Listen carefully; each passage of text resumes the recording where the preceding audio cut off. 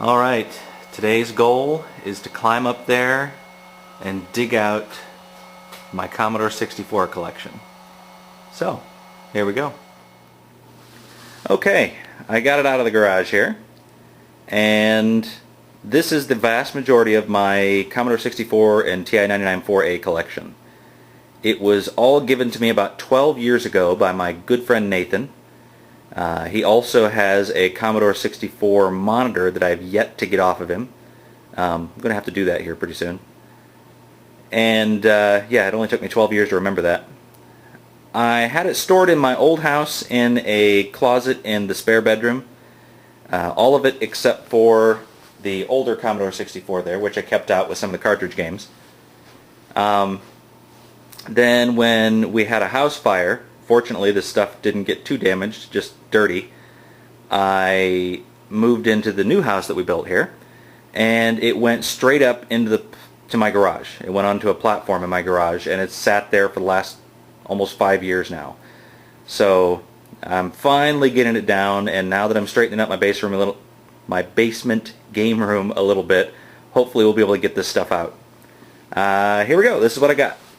I have a boxed Commodore 64 here, and this one works good, but it is not in color.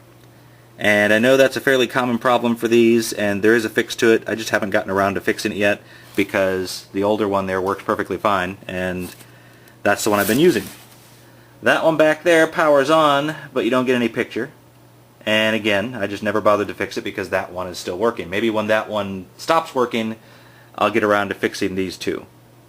And then I gave another one of the working ones, it's the newer model like this, to my little brother Jim. And if you watched my, what was it, my first, I don't even remember what I call it now. I think it's called Video Game Archaeology video. I don't know, it's on my main channel.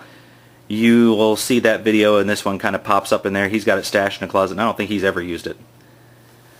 What else do I have here? I've got a couple of modems that are terribly useful nowadays, and a boxed disk drive. I also have a disk drive that matches that one, but it is down in my basement, and well, you guys know what that looks like, so I haven't found that one. And as we move along here and get into some of the TI-99 stuff, move these out of the way. I've got the cool looking silver model here. And then I've got a couple of the, I guess you'd call them white. Obviously I got some reference manuals.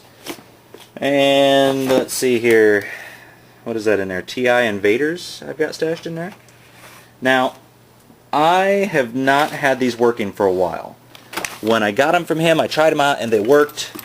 But as you can see here, the power supply that came with them has been taped.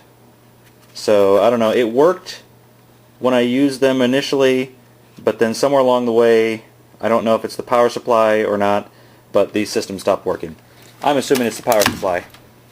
Probably didn't help that I just threw it. Here is a disk drive with no actual drive in it. And then we move on to the software. This is all Commodore 64 software, and we'll start with this box here. This box is a bunch of loose disks. Some of them are copies of games, like here he's got Gunship Side A, Side B. Some of them are, you know, actual original release games that just don't have the boxes for whatever reason. Got a couple loose cartridge games in there. Big Bird Special Delivery. Battlezone, which actually looks really cool on the Commodore 64. And then I believe there's some others in the bottom down there somewhere. And here are all the box games. And yes, I realize it is really sad to just see them thrown in a box like this, but after the house fire, I really didn't have time to sort through it. I had bigger things to worry about, so it just kind of all got tossed in here together. And that has caused some of the boxes to be squished a little bit, but this is probably my favorite box here, the one on top. I don't know, just really cool. I like the comic book look of the Gauntlet box inside cover. I think that just looks really neat. Shame I squished it. Hopefully I can fix that. The 7 Cities of Gold. the Dam Busters. And you know what? I don't know that this is the time to go through all of these games. Storm. It is a gauntlet style game if I remember correctly. But I'll show you a couple of them here that are just sitting on top. Yeah, everybody loves golf. Railroad Works in this cool plastic case here. I put this one in and played it when I initially got these for like 5 minutes, and what it reminded me of was like a Sim City type of game. I'm sure that if I played it a little more I would probably get a different impression of it, but still, it seems like it would be pretty neat. 9 Princes of Amber. I will be honest with you, I don't believe I played this one at all, so I couldn't tell you. This is the cover for Commando, which I'm assuming is in the box here somewhere. It all just kind of, like I said, got tossed willy-nilly into the box here, so there's no telling the extent of the travesty that is this box. Zork and Zork 2.